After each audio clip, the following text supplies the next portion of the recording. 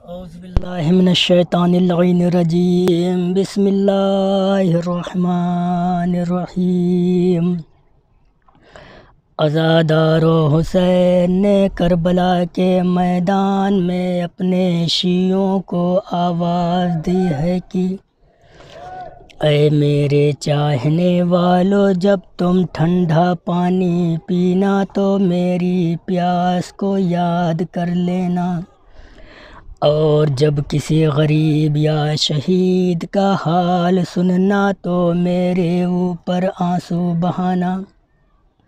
یہ امام حسین کی وصیت ہے کہ کسی غریب کی غربت و مصیبت سنی تو حسین کی غربت کو یاد کریں۔ ان کی محبت کا تو یہ عالم ہے کہ ان کے اہل بیت پر ایک شام ایسی آئی کہ جن کا نام ہی شام غریباں پڑ گیا۔ کربلا کے میدان میں جب حسین شہید کر دیے گئے اور پنجتن کا خاتمہ ہو گیا تو ظالموں نے شہداء کی لاشوں کی پامالی کا ارادہ کیا، اور حسین غریب کا لاشا بڑی بے دردی سے پامال کیا جانے لگا۔ زینب سی بہن بے قرار ہو گئی، سید سجاد کے خیمے میں آئیں، سانہ ہلایا اور کہا سجاد ایسے وقتوں میں کوئی بھی سوتا ہے، لاشا تمہارے باپ کا پامال ہوتا ہے۔ لاشے کی پامالی کے بعد بیویوں کے سروں سے چادریں چھین لی گئی۔ سکینہ کے عیدی گوہر شمر نے اس طرح اتارے کہ کان زخمی ہو گئے۔ پھر خیموں میں آگ لگا دی گئی، ایک خیمہ جلتا تھا تو بیویاں دوسرے خیمے میں چلی جاتی تھیں، یہاں تک کہ سید سجاد جس خیمے میں تھے آگ کے شعلے وہاں تک پہنچ گئے۔ راوی کہتا ہے کہ میں نے دیکھا کہ ایک بی بی انہیں آگ کے شعلوں میں غائب ہو گئی اور ایک بیمار و لاغر کو جلتے ہوئے شعلوں کے درمیان سے اٹھا لائیں۔ یقیناً یہ کوئی اور بی بی نہ تھی، یہ ہماری شہزادی حضرت زینب تھیں، اور وہ بیمار لاغر ہمارا امام سید سجاد تھے۔ آگ کے شعلے اس طرح بلند تھے کہ سکینہ کے دامن میں آگ لگ گئی۔ سکینہ میدان کی طرف دوڑی۔ راوی کہتا ہے کہ میں اس بچی کے قریب آیا اور آگ بجھائی تو بچی نے کہا اے شیخ، جہاں تو نے میرے کرتے کی آگ بجھائی ہے وہیں نجف کا راستہ بھی بتا دے۔ میں نے کہا بی بی تم نجف جا کر کیا کرو گی؟ کہا وہاں کائنات کے مشکل کشا میرے دادا کا مزار ہے، میں جا کر ان مظالم کی فریاد کروں گی۔ ان مظالم کا سلسلہ جاری تھا کہ سورج گوشے مغرب میں چھپ گیا۔ کربلا کے بن میں شام غریباں آ گئی، یتیموں کی شام، بیواؤں کی شام۔ شب عاشور تک سروں پر چادریں تھی، شام غریباں آئی تو سروں پر چادریں نہیں ہیں۔ شب عاشور تک عباس و علی اکبر، قاسم و اون و محمد تھے، مگر شام غریباں آئی تو یہ بہادران اسلام سر کو کٹائے سو رہے تھے۔ شام غریباں میں سید سجاد نے سجدے میں سر رکھا تو ساری رات سجدہ شکر میں گزار دی۔ شام غریباں آئی تو سکینہ کو بابا کا سینہ یاد آیا، مقتل کی طرف بابا کی تلاش میں آئی۔ بابا کا سینہ ملا تو سکینہ کو نیند آ گئی۔ ادھر حضرت زینب نے ام کلثوم سے فرمایا کہ بھیا نے وقت آخر کہا تھا کہ اے زینب میرے بچوں سے خبردار رہنا، مجھے کچھ بچے کم نظر آ رہے ہیں، چلو تلاش کرے۔ زینب و کلثوم بچوں کی تلاش میں نکلیں اور مقتل میں آئیں۔ ہر طرف لاشیں پڑے تھے۔ زینب و کلثوم انہی لاشوں کے درمیان سے گزرتی ہوئی ایک جگہ پہنچی تو کیا دیکھا کہ دو کم سن بچے آپس میں بغل گیر ہیں۔ زینب نے کہا بہن ام کلثوم ایسا معلوم ہوتا ہے کہ بچے تھک کر آپس میں باہیں ڈال کر سو گئے ہیں، آہستہ سے ایک بچے کو تم اٹھا لو، ایک بچے کو میں اٹھا لوں۔ اب جو دونوں بہنوں نے اٹھایا تو بچے پیاس سے مر چکے تھے۔ پھر زینب سکینہ کو تلاش کرتے ہوئے نصیب کی طرف بڑھیں اور کہتی جاتی تھی میرے بھیا کی امانت سکینہ کہاں ہو؟ بیٹی آواز دو، گلوئے حسین سے آواز آئی، بہن زینب آہستہ بولو میری سکینہ میرے سینے پر ابھی ابھی سوئی ہے۔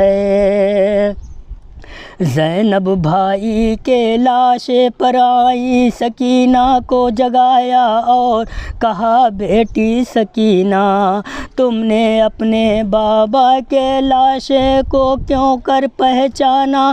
اس لیے کہ لاشا یا سر سے پہچانا جاتا ہے یا لباس سے، مگر تیرے بابا کے جسم پر نہ لباس ہے نہ سر ہے۔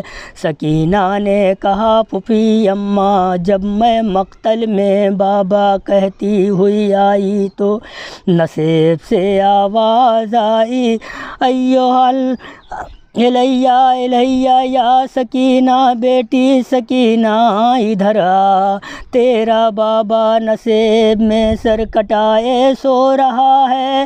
سکینہ کو جناب زینب لے آئیں، جلی ہوئی قنات ہے، کوفے کی شہزادیاں راہ پر بیٹھی ہوئی ہیں۔ عزادارو سارے شہیدوں کی پیاس وقت عصر تک ختم ہو گئی اور جام کوثر سے سیراب ہو گئے، مگر شام غریباں بھی آ چکی ہے، لیکن زینب پیاسی ہے، ام کلثوم پیاسی ہے، سکینہ پیاسی ہے اور تمام اہل حرم پیاسے ہیں۔ یہ سچ ہے کہ عصر کے بعد وہ پہرا جو دریائے فرات پر معین تھا عمر سعد نے وہ پہرا ہٹا لیا، اس لیے کہ جن بہادروں کی طرف سے یہ خوف تھا یہ پانی فرات سے خیمے تک پہنچا دیں گے، اب وہ عباس نہیں رہے، وہ قاسم نہیں رہے، وہ علی اکبر نہیں رہے، اس لیے اب فرات سے پہرا ہٹا لیا گیا۔ اب اختیار ہے جو پیاسا چاہے فرات پر جا کر پانی پی سکتا ہے، مگر یہ کیسے ہو سکتا ہے کہ ام لیلہ علی اکبر کے بعد فرات سے پانی پی لے، ام کلثوم حضرت عباس کے بعد پانی پی لیں، ام فروہ قاسم کے بعد پانی پی لیں؟ ارے یہ کیسے ممکن ہے کہ سکینہ علی اصغر کے بعد پانی پی لیں؟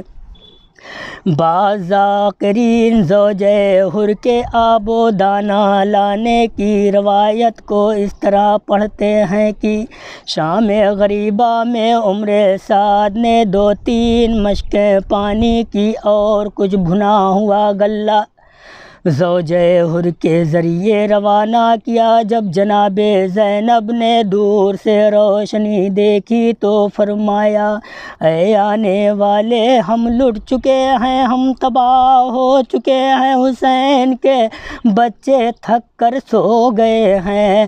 مگر روشنی آگے بڑھتی رہی، یہاں تک کہ جب زوجہ حر اہل حرم کے قریب پہنچی تو کہا شہزادیو خوف نہ کھاؤ، میں حر کی زوجہ ہوں، کھانا اور پانی لائی ہوں۔ حضرت زینب نے پہلے تو زوجہ حر کو حضرت حر کا پرسہ دیا اور کہا بی بی ہم شرمندہ ہیں کہ تیرا شوہر ہمارا مہمان اس عالم میں ہوا کہ جب ہم 2 گھونٹ پانی بھی نہ پلا سکے۔ زینب نے جب کھانا اور پانی دیکھا تو جناب سکینہ کو خواب سے بیدار کیا اور کہا بیٹی اٹھو، پانی آیا ہے۔ اس کے بعد ایک کوزے میں سکینہ کو پانی دیا۔ سکینہ نے پوچھا پھوپھی اماں کیا اور بچوں نے پانی پی لیا ہے؟ حضرت زینب نے کہا بیٹی سکینہ تم سب سے چھوٹی ہو، اس لیے تمہیں سب سے پہلے پانی دیا گیا ہے۔ یہ سن کر سکینہ مقتل کی طرف چلی۔ جناب زینب نے کہا بیٹی سکینہ کہاں جاتی ہو؟ کہا پھوپھی اماں سب سے چھوٹا تو میرا بھیا علی اصغر ہے، میں پہلے اسے پانی پلاؤں گی۔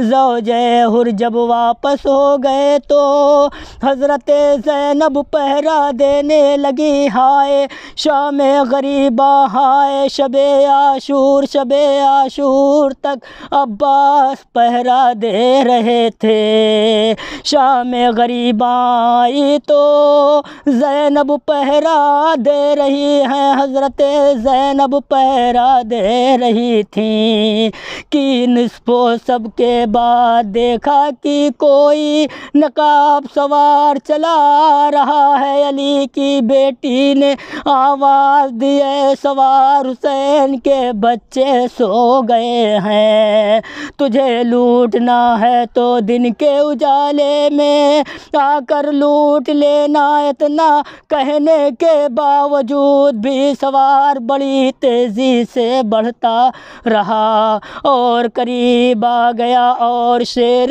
ذوالجلال علی کی بیٹی کو جلال آ گیا اور کہا اے سوار تجھ سے علی کی بیٹی زینب کہہ رہی ہے کہ واپس چلے جا، مگر تو اہل حرم کے قریب آ گیا اور یہ کہہ کر نظام فرش پر ہاتھ ڈال دیا۔ سوار نے نقاب الٹ دی اور کہا زینب میں کوئی اور نہیں ہوں، تیرا بابا علی مرتضیٰ ہوں۔ دکھیا بیٹی باپ سے لپٹ گئی اور کہا اب آئے ہو بابا، جب اماں کا بھرا گھر اجڑ گیا، میرے اکبر کا سینہ چھلنی چھلنی ہو گیا، قاسم کی لاش پامال ہو گئی، بھائی کا سر قلم ہو گیا،